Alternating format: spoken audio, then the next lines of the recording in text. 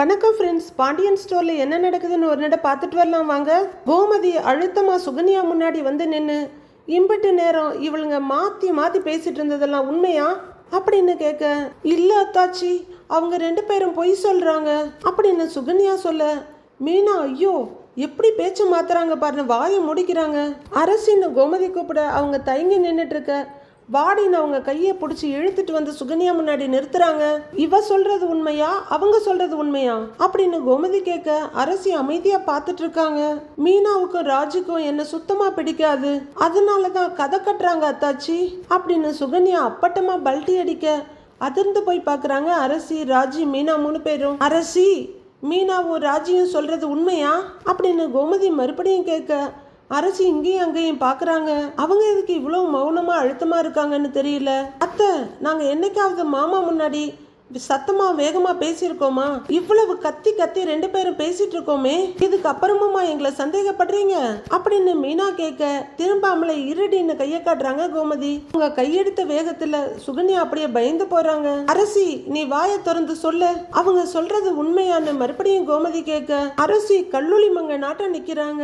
பயங்கர கோவமா முன்னாடி வர்ற பழனி, ஏண்டி இந்த சின்ன பிள்ளையோட முகத்தை பாரு, இவ என்னடி உனக்கு துரோகம் பண்ணா சொல்லுங்கிறல்ல அப்படின்னு அவர் கத்த, ஏய் இருடாங்கிறாங்க கோமதி. அக்கா பாருக்கா, இவ என்ன மாதிரி ஒரு வேலை பண்ணி வச்சிருக்கான்னு இவளை அப்படின்னு பழனி சொல்லிட்டு இருக்க, ஏய் கொஞ்சம் இருடா, கொஞ்ச நேரம் பேசாம இருங்கிறாங்க கோமதி. ஏம்மா, இதுக்குதான் நீ 2 வீட்டுக்கும் குறுக்க மறுக்க ஓடிக்கிட்டு இருந்தியா அப்படின்னு கோமதி கேட்க, தலையை குளிச்சுட்டு நிற்கிறாங்க சுகன்யா. என் பொண்ணோட வாழ்க்கையை அழிக்க தான் என் தம்பி பொண்டாட்டிங்கிற பேர்ல இந்த வீட்டில் நுழைஞ்சியா அப்படின்னு கோமதி கேட்க, இல்லைன்னு பயத்தோட தலையாடுறாங்க சுகன்யா. இல்லை அத்தாச்சி, அது வந்து அப்படின்னு சுகன்யா சொல்லிட்டு இருக்கும்போதே, என்னடி அத்தாச்சி அப்படிங்கிற கோமதி சுகன்யாவோட 2 கன்னத்திலையும் மாறி மாறி அரையிறாங்க. கோவம் தீர்ற வரைக்கும் பலார் பலார்னு நிறைய அரைஞ்சிட்டு, கல்யாணம் நின்னப்பவே எங்க அண்ணன் உன்னைய கூட்டிட்டு வந்தாரு பாரு, அப்பவே நான் சந்தேகப்பட்டிருக்கணும். திடீர் கல்யாணம் வேண்டாம்னு சொல்லி இருக்கணும். அதை பண்ணாம விட்டதுக்கு நீ கொடுக்கற பரிசாடி இது. ஏண்டி கூட இருந்த குழிப்பறி நீ அண்ணன் உனக்கு சொல்லி கொடுத்தாராடி? சொல்லி கொடுத்தான் தானே அப்படின்னு கோமதி மறுபடியும் கோவமாயி பலார் பலார்னு அரையிறாங்க.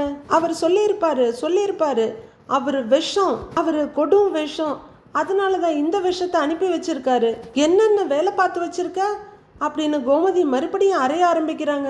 அத்தை விடுங்க, அத்தை விடுங்க அப்படின்னு மயில் ஒரு பக்கமும் ராஜு ஒரு பக்கமா வந்து பிடிக்க, விடுங்கடி என்ன அப்படின்னு கையை உதறிக்கிற கோமதி, போங்க பின்னாடி போங்கங்கிறாங்க. ஒருத்தியும் வரக்கூடாது, புரியுதான்னு அவங்கள மிரட்ட, அத்தை வேணாத்தன்னு மயில பதறாங்க. கொன்றுவேன்ட்டு மறுபடியும் திரும்புற கோமதி தலைமுடியை எடுத்து கொண்டையா போட்டுக்கிட்டு, ஏண்டி கொஞ்சம் கூட மனசாட்சி இல்லையாடி உனக்கு? தாய் மாமேங்கிறது எம்பிட்டு பெரிய உறவு தெரியுமா?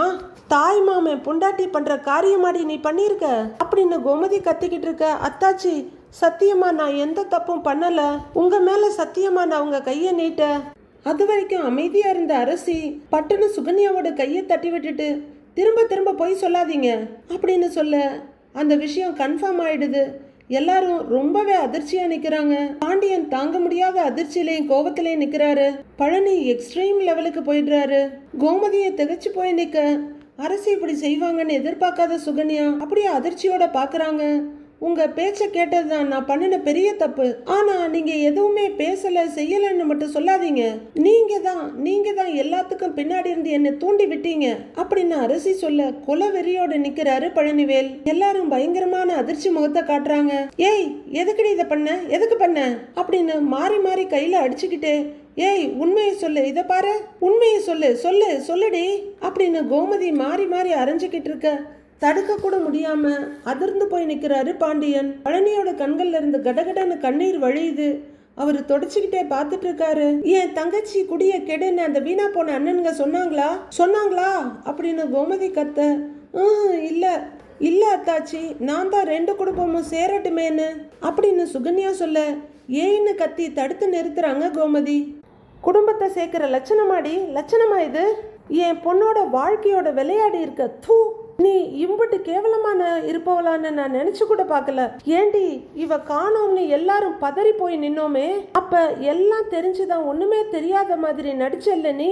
ஏண்டி நாங்கெல்லாம் அழறத பார்த்து உன் மனசுக்குள்ள சிரிச்சுக்கிட்டு இருந்தியாடி?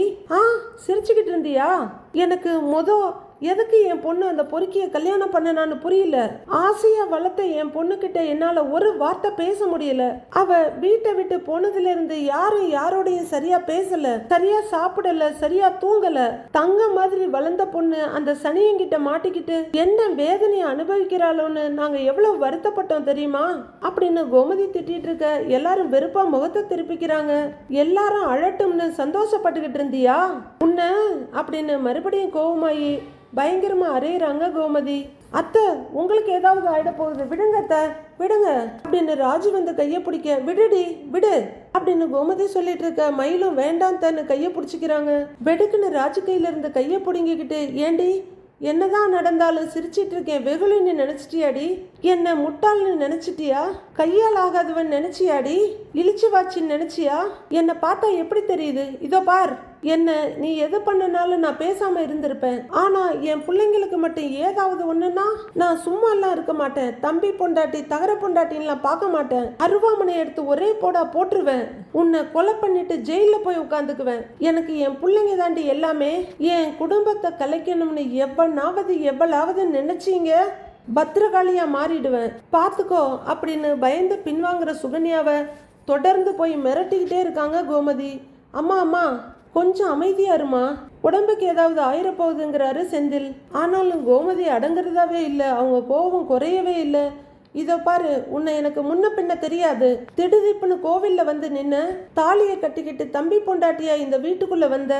ஏய் ஏண்டி, உன்னை நாங்க நல்லா தானேடி பாத்துக்கிட்டோம் இல்லடி, அதுக்கு நீ செஞ்ச கைமாறா இது, நீ எல்லாம் சீ அப்படின்னு கோமதி திட்டிக்கிட்டே இருக்க. சுகன்யா லைட்டா தலையை குனிஞ்சிட்டு தவிப்பா இங்கேயும் அங்கேயும் பாக்குறாங்க. சி, நீ எல்லாம் பொம்பளையா, ஏங்க இப்படி ஒருத்தி இருப்பாளாங்க அப்படின்னு கோமதி கேட்க நடுங்கிட்டு இருக்க சுகன்யா பக்கமா பாண்டியனும் வர்றாரு. எல்லாருக்கும் எதிரிங்க வெளியில இருப்பாங்கன்னா நமக்கு வீட்டுக்குள்ளேயே இருந்திருக்கு.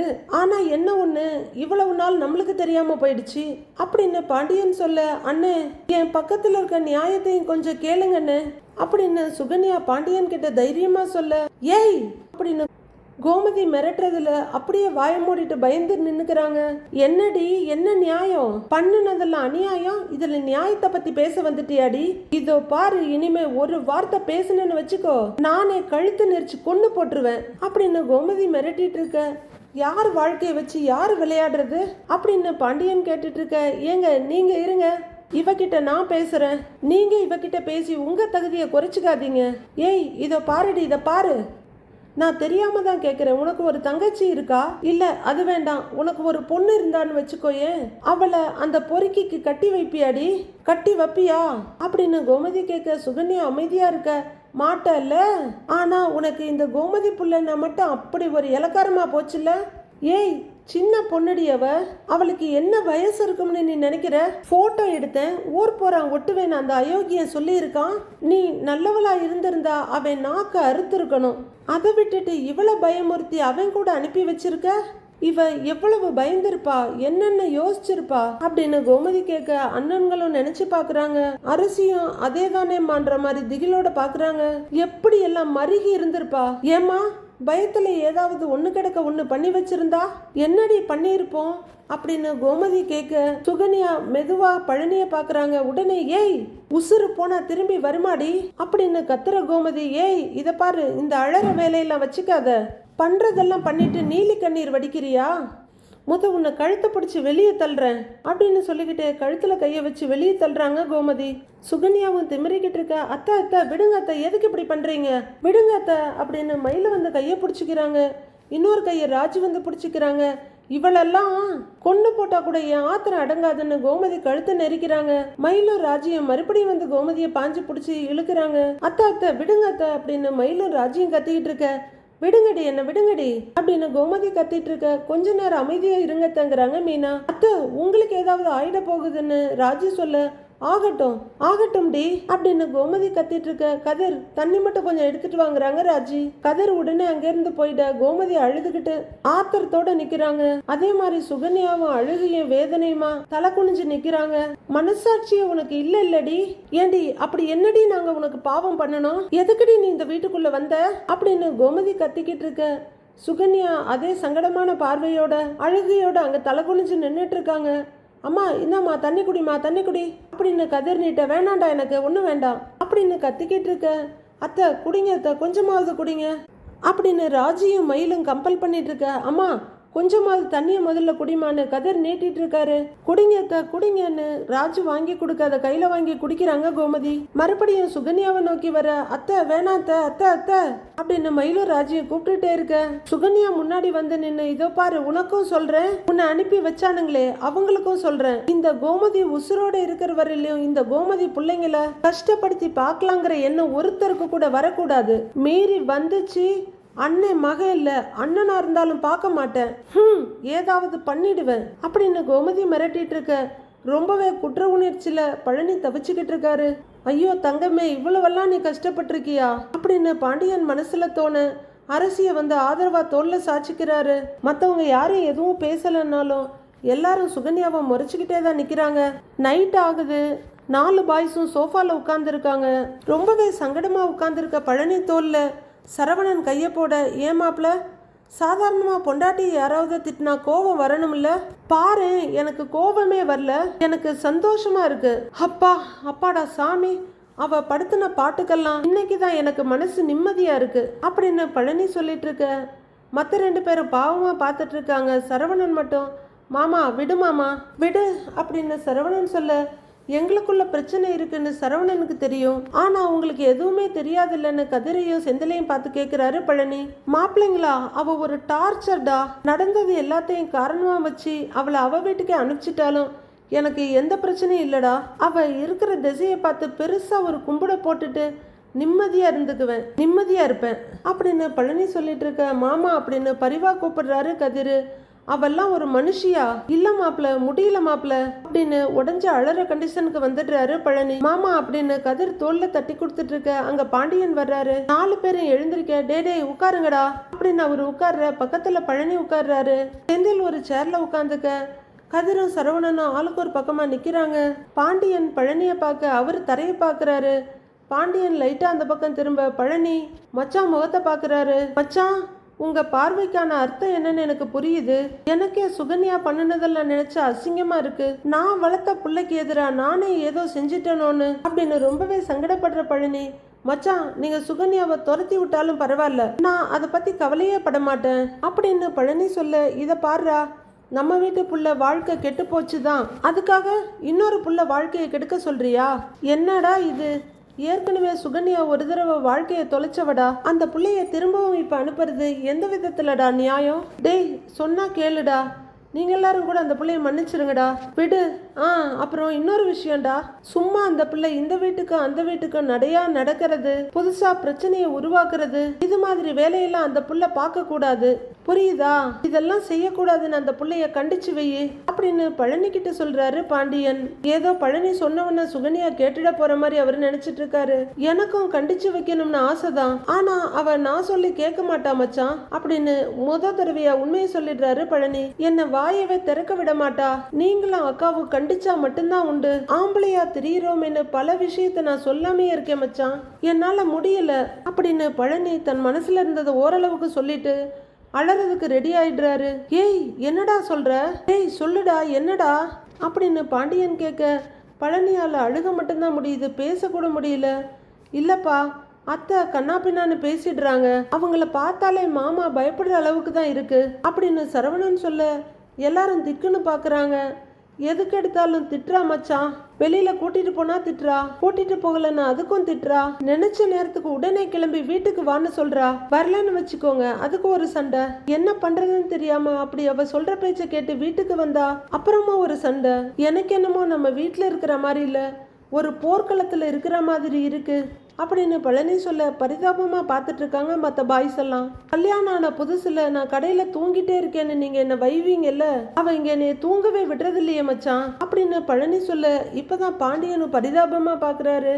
கதிர் ரொம்பவே பரிதாபமா அவங்க மாமாவை பாக்குறாரு. நான் அவளை கல்யாணம் பண்ணதுல இருந்து நரக வேதனையை அனுபவிச்சுட்டு இருக்கேன் மச்சான் அப்படின்னு பழனி சொல்ல, ஏய் என்னடா பழனி அப்படின்னு பாண்டியன் கேட்க, அவ ஏதோ காரணமா சண்டை போட்டா கூட பரவாயில்ல, நான் பதில் சொல்லலாம், காரணமே இல்லாம எல்லாத்துக்கும் சண்டை போடுறா மச்சான், அதை விட என்ன ரொம்ப அவமானப்படுத்துறா மச்சான் அப்படின்னு பழனி சொல்ல, அதுவரையிலும் பொறுமையா கேட்டுட்டு இருந்த பாண்டியன், என்னடா நீ லூசு பயலா நீ, இதெல்லாம் ஏன்டா என்கிட்ட நீ சொல்லவே இல்லை அப்படின்னு கேட்க, என்ன சொல்ல சொல்றீங்க?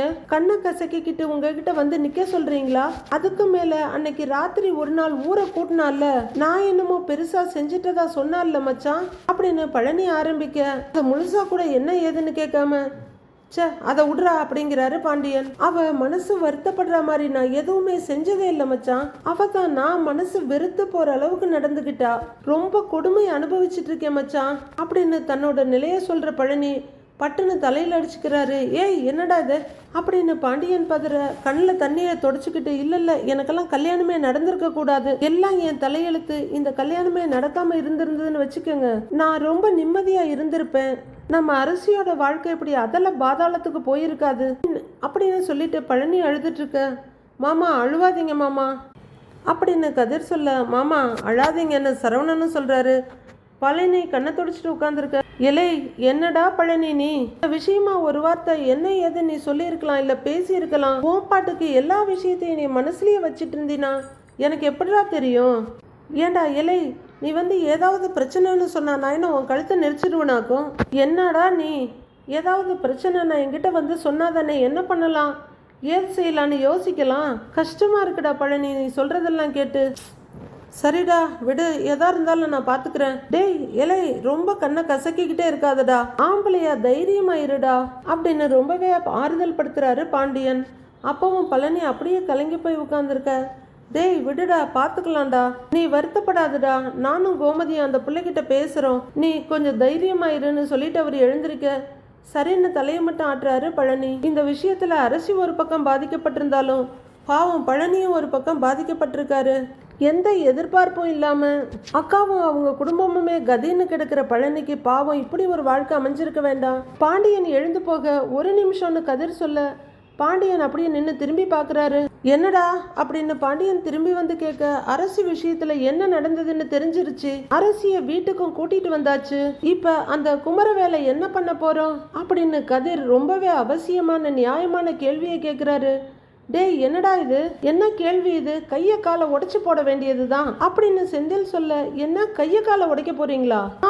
நல்லதுடா போங்கடா போ, அங்க போய் கைய உடைங்க காலை உடைங்க கொலை கூட பண்ணுங்கடா, பேசுறானுங்க பார் பேச்சு, போங்கடா போய் அவனை வெட்டிட்டு 3 பேர் ஜெயிலுக்கு போங்கடா, வீட்டுல இருக்க எல்லாரும் கேஸு கோர்ட்டு போலீஸ் ஸ்டேஷன் அலையிறோம், போதுமாடா அப்படின்னு பாண்டியன் கேட்க, அப்ப அவனை சும்மா விடலான்னு சொல்றீங்களா அப்படின்னு கதிர் கேட்க, ஐயோ டேய் கொஞ்சம் அமைதியா இருக்கியா, அவனை என்ன பண்ணலாம்ட்டு நான் ஒரு முடிவு எடுக்கிறேன் அப்படின்னு பாண்டியன் சொல்ல, அப்படி என்னதான் பண்ணலான்னு முடிவு பண்ணியிருக்கீங்க அப்படின்னு ஆத்திரத்தோடு கேட்கிறாரு கதிர். நாளைக்கு போலீஸ் ஸ்டேஷனுக்கு போய் அவன் மேல கம்ப்ளைண்ட் பண்ணலான்னு இருக்கேன்டா. பாதிக்கப்பட்டவங்களுக்கு நீதி கொடுக்கறதுக்கும் தப்பு செஞ்சவங்களுக்கு தண்டனை கொடுக்கறதுக்கும் தானேடா போலீஸ் ஸ்டேஷன் கோர்ட்டெல்லாம் இருக்கு, அவங்களே பார்த்து அவனுக்கு என்ன தண்டனை கொடுக்கணுமோ கொடுக்கட்டும் அப்படின்னு பாண்டியன் ஒரு நல்ல முடிவை எடுத்திருக்க, போலீஸுக்கெல்லாம் போக வேண்டாம் நாங்களே பார்த்துக்கிறோங்கிறாரு கதிர். ஆமா அவனுக்கு கொடுக்க வேண்டியதை நாங்களே கொடுக்குறோம் அப்படின்னு செந்திலும் சொல்ல, செய்வீங்கடா செய்வீங்கன்ற மாதிரி பார்த்துட்டு இருக்காரு பாண்டியன். எப்படி குமரவேலுக்கு தண்டனை கிடைக்க போறது உறுதி, அது எப்படிங்கிறத மண்டே பார்க்கலாம் friends. Have a happy weekend. Thank you.